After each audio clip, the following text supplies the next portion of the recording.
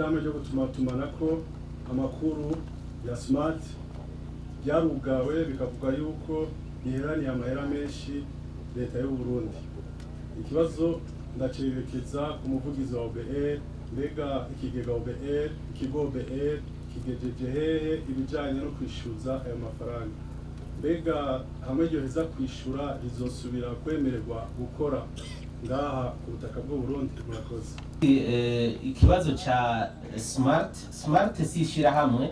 Smart ni izina ry'ubudandaji ry'ishirahamwe bita RACT rero novuga ntimpari zatanguye mu kwezi kwa gatandatu niho iryo shirahamwe ryigenza uko ryigenjeje rirahagarika kuriha amakori n'amatagisi, ivyo twita amarodevance administrative, amarodevance d'exploitation n'amakori n'amatagisi ajanye n'ihamagarana ry'abanywanyi bari bo twebwe abatanga kodi twebwe mwumve abene gihugu. Rirahagarika ku buryo ibintu byashitse aho bitegerezwa aho bigeze uno munsi. Ico novuga rero kuri ibi vya RACT nuko amafacture ikigo OBR cishuza RACT sa amafacture yakozwe n'ikigo OBR. Hari ishirahamwe risanzwe rikurikirana ku munsi ibikorwa by'amashirahamwe gutumatumanako amakuru. Iryo shirahamwe naryo ni ARCT, niryo rizana amafacture mu kigo OBR riti aya rero n'amakuru n'amatagisi ishirahamwe ritegerezwa kuriha. Uno munsi rero kuva ico gihe ndiko ndavuga mu kwa gatandatu ishirahamwe RACT ryarandikiwe makete n'ikigo OBR rigibutsa yuko ritegerezwa gukurikiza amategeko mu gutanga neza amakori n'amatagisi nk'abandi batanga kori. Ishirahamwe rero RACT ryaravyihojeje, hanyuma ukurikije intambwe zo kwishyuza mu kigo OBR harabaho kwandikirwa rimwe, hakabaho kwibutsa kabiri, hakabaho no kwishyuza hakoreshejwe inguvu niko tuvyita. Harimwo aha rero bigeze kugarirwa amakonte y'ishirahamwe RACT kugira ngo tubasabe yuko bazana ivyo baheraniye leta. Uno munsi rero niho duhagaze, kandi amatwi yadusumira RACT ntiyigera yanka yuko ayo mafacture atari. Ngira ko mbore turaza kwifashisha abo muri ARCT badusigurira ivy'ubuhinga, ariko mu byo bahakana amafacture si ntibavuga yuko ayo mafacture atari. Rero tusaba RACT yuko yokwegera inzego zibijejwe ikariha aya mafacture. Ivyerekeye guhagarikirwa ama license navyo biri naho nyene biri mu gisata ca ARCT. Twe mu kigo OBR dusaba yuko RACT iriha aya mafacture yatanzwe y'amakori n'amatagisi. Mu gihe naho boba bagomba bavuga yuko atariyo, hariho ngene amategeko abitegekanye.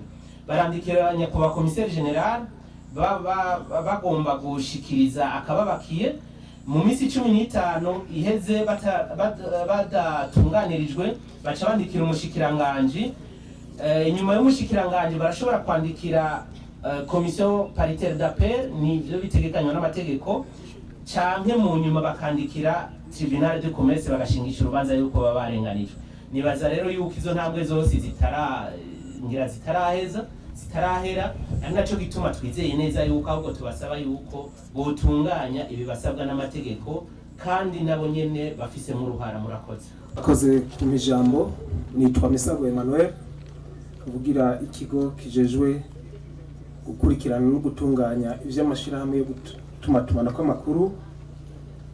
Mugenzanje avugira ikigo OBR ahejeje kubabwira ivyitozwa ry'amakori, ariko nagira ndanamunganire mvuga ahanini ikintu catumye umuhora wa RACT uburahagaritswe, kandi manze nkosore uko benshi bavyita.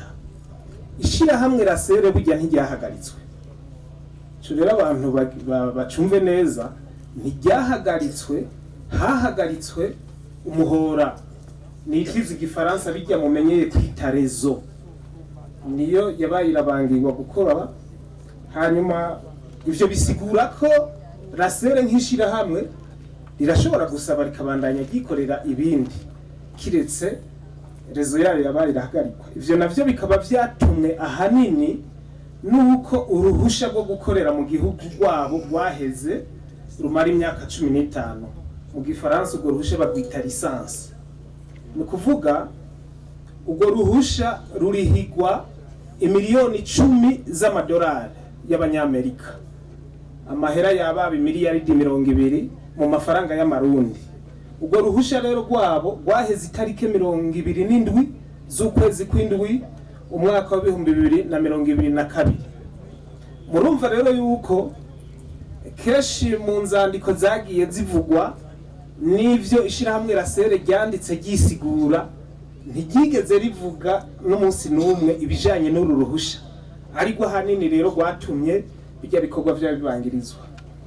Rero ibi vyo kuriha vyo nkuko uvugira ubere yabivuze, burya batanguye kugira akagagazo ko kuriha haraciye imyaka 2. Ivyo biri mu rukurikirane rw'ibintu vyinshi turiko dusuzuma inyifato y'iryo shirahamwe ritagiye rishira mu ngiro. Haba n'ibindi vy'ubuhinga bemera bashira mu masezerano risezerana na leta rizoshika ko batashitseko, hamwe n'ivyo vyo kuriha n'amakori. Ariko mu vyumve ko uru ruhusha ariko rwabaye intandaro. Ubundi bwo ndazi yuko n'ikigo ca Uber mu biganiro vyagiye biraba, Uber yari yanemeye yuko bagenda barariha mu mice, ariko iryo shirahamwe vyarabigoye kwisunga amategeko.